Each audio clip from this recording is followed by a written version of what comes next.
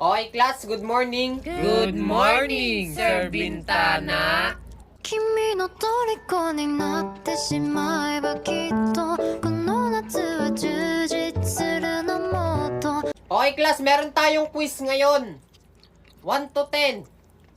Pero dahil in love si sir, maglabas na lang kayo ng papel, ako na magsasagot. Ha, talaga, sir? Kayo na magsasagot? Kakaiba si sir ngayon na. Siya na magsasagot nung pakwiz sa atin. Sir, talagang kayo na lang magsasagot nung pakwiz nyo sa amin? Oo, maglabas na lang kayo ng papel, tas ilagay nyo dito sa lamesa ko. Ako nang maglalagay ng mga sagot nyo.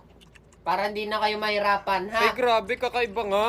Class, tingnan nyo yung sahig, oh, ang kalat. Bakit ba ganyan? Uy, hindi ka Pero di naglinis. bali na, ako na maglilinis dito, ha? Maupo na lang kayo dyan.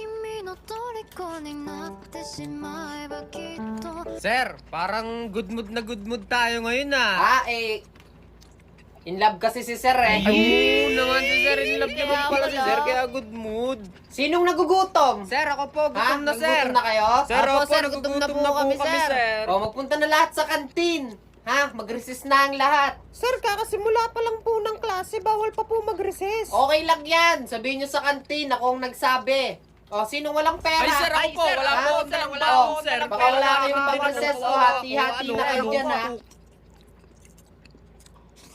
君の虜になってしまえばきっとこの夏は充実するのもっと Uy, sir, kanina ka pa dyan ah. Tulala ka, tas bigla kang ngingiti ah. Ah, hindi kasi talagang in love si sir, eh. Talagang tumitibok ang puso ko. Mayat-maya tuwing naalala ko siya. Sir, halata kang in love ka.